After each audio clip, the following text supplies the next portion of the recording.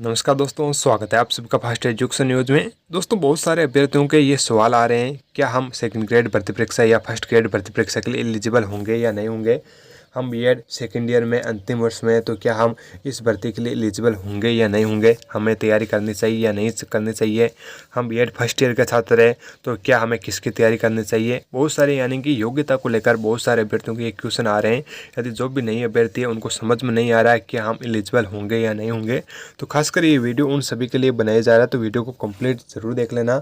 Channel को subscribe नहीं किया तो जरूर कर देना, बेल आइकन भी जरूर प्रेस कर देना। आज आपके सारे डाउट क्लियर हो जाएंगे। और भी कोई आपके मन में क्वेश्चन हो तो कमेंट सेक्शन में ज़रूर पूछना। आपके हर क्वेश्चन का आंसर दिया जाने का प्रयास किया जाएगा। दोस्तों, जैसे कि आप स्क्रीन पर देख पा होंगे, मेरे पास ये आरपीएससी की एक भर्ती की विज्ञप्ति है। चाहे ये फर्स्ट ग्रेड की है, चाहे सेकंड ग्रेड की है, कोई सी भी भर्ती की विज्ञप्ति है। इस प्रकार की आरपीएससी की भर्ती की विज्ञप्ति आपके आती है, तो हमें बात करनी है इसमें शैक्षणिक योग्यता की। ये शैक्षणिक योग्यता है, यहाँ पर आप देख पा रहे होंगे, यहाँ पर इस प्रकार का आपका लिखा हुआ होता है शैक्षणिक योग्यता। साथ ही उसके नीचे जो भी आपका वेतन होता है, जो भी आपके ग्रेड पे होता है, चाहे कोई सी भी भर्ती हो, उसमें आपके यहाँ पर लिखा हुआ होता है। जैसे कि यहाँ पर इसमें लिखा हुआ है लेवल 11 और ग्रेड पे 4200, यानी कि ये भर्ती है वो आसपास आपके फर्स्ट ग्रेड के आसपास की आपकी भर्ती है, क्योंकि उसमें आपके इतना वेतन आपके रहता है। तो हमें बात करनी है हमारी शैक्षणिक योग्यता के बारे में। आप पहले पॉइंट को ध्यान से पढ़ना, फिर मैं आपको समझाऊंगा कि कौन कौन अभ्यर्थी आपके एलिजिबल होंगे, चाहे वो बीएड के फर्स्ट ईयर के स्टूडेंट हो, चाहे सेकंड ईयर के स्टूडेंट हो। यदि वो सेकंड ग्रेड की या फर्स्ट ग्रेड की किसी की भी तैयारी करें, तो उनके लिए आपकी क्या योग्यता चाहिए। आप देख पा होंगे, पद की अपेक्षित शैक्षणिक अर्हता के अंतिम वर्ष में सम्मिलित हुआ हो या सम्मिलित होने वाला व्यक्ति भी आवेदन करने के लिए पात्र होगा, किंतु उससे आयोग द्वारा आयोजित प्रतियोगी परीक्षा से पूर्व शैक्षणिक अर्हता अर्जित करने का सबूत देना होगा।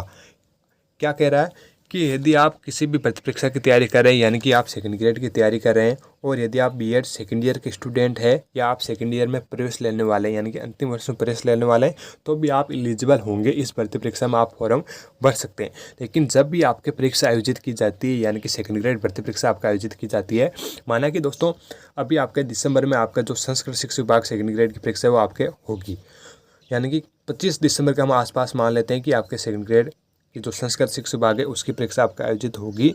यदि आप अंतिम वर्ष में बीएड अंतिम वर्ष में हैं, और यदि आपके बीएड सेकंड ईयर यानी कि अंतिम वर्ष का रिजल्ट इस 25 दिसंबर के पहले आ जाता है, यानी कि अंतिम रिजल्ट यानी कि जो फाइनल रिजल्ट आता है सेकंड ईयर का वो आ जाता है। मार्कशीट की ज़रूरी नहीं है कि आपके पास है या अभी नहीं आई है। लेकिन यदि आपके बीएड अंतिम वर्ष का रिजल्ट यदि इस परीक्षा से पहले आ जाता है, यानी कि 25 दिसंबर को ये परीक्षा आपका आयोजित होने वाली है, और यदि आपके 24 दिसंबर को भी यदि आपका रिजल्ट आ जाता है, तो आप इस भर्ती परीक्षा के लिए आप एलिजिबल होंगे। लेकिन यदि परीक्षा आपका आयोजित हो जाती है 25 दिसंबर को और आपका रिजल्ट 25 दिसंबर को नहीं आता है, अंतिम वर्ष का रिजल्ट बाद में आता है, तो आप इस भर्ती परीक्षा के लिए आप एलिजिबल नहीं होंगे। क्योंकि आरपीएससी में साफ साफ लिखा हुआ है कि आवेदन तो कोई कर सकता है, जो अंतिम वर्ष में स्टूडेंट है या होने वाला है वो भी आवेदन कर सकता है, क्योंकि वहाँ पर आपको अपेयरिंग का ऑप्शन आपको सेलेक्ट करना है। तो पात्र तो आवेदन तो कोई भी कर सकता है, लेकिन पात्र उसे माना जाएगा जो प्रतियोगी परीक्षा से पूर्व शैक्षणिक अर्हता अर्जित करने का सबूत देना होगा। आपने परीक्षा भी दे ली और आप अपेयरिंग में स्टूडेंट हो, आपके पास क्या सबूत है कि आपने अंतिम वर्ष में परीक्षा दी और आप इसके लिए एलिजिबल होंगे। यदि आपके पास रिजल्ट नहीं होगा अंतिम वर्ष का, चाहे यदि आप बीएड के अंतिम वर्ष के स्टूडेंट हो या आप एमए या एमएससी कर रहे हैं अंतिम वर्ष के स्टूडेंट हो, चाहे फर्स्ट ग्रेड का हो चाहे सेकंड ग्रेड का हो, यदि आपके पास अंतिम वर्ष का रिजल्ट नहीं है, तो आपके पास कोई भी प्रूफ नहीं है कि हमने सेकंड ग्रेड परीक्षा पास कर लिया और हम इसके लिए एलिजिबल होंगे। तो ये बात है दोस्तों। अब आपको पता लगाना है कि आप कौन सी क्लास में हो। यदि आप बीएड सेकंड ईयर में अंतिम वर्ष में और आपके एग्जाम हो चुकी है या इंटर्नशिप आपका चल रही है, तो डेफिनेटली आप इस भर्ती परीक्षा के लिए एलिजिबल होंगे। क्योंकि यदि सितंबर या अक्टूबर में भी यदि आपके कोई भी सेकंड ग्रेड या फर्स्ट ग्रेड की वैकेंसी आती है, तो तब तक आपका तो रिजल्ट है वो आ जाएगा। यदि आप सेकेंड ईयर में प्रवेश लेने जा रहे हो या बीएड फर्स्ट ईयर के स्टूडेंट हो, तो आपको देखना है कि हमारी यूनिवर्सिटी कब तक परीक्षा आयोजित करवाई जाएगी। क्योंकि जो पिछले वाला सेशन है उसके हिसाब से आपको पता लगाना है कि हमारी परीक्षा कब तक आयोजित होगी, हमारे पास कब तक रिजल्ट आएगा। तो आपको इस प्रकार से देखकर आपको तैयारी करनी है। यदि आप बीएड फर्स्ट ईयर के स्टूडेंट हो और आपके मन में कन्फ्यूजन है, तो हमको रीट भर्ती परीक्षा की तैयारी करनी चाहिए, क्योंकि उसमें भी बीएड वाले लेवल 2 में एलिजिबल होंगे दोस्तों।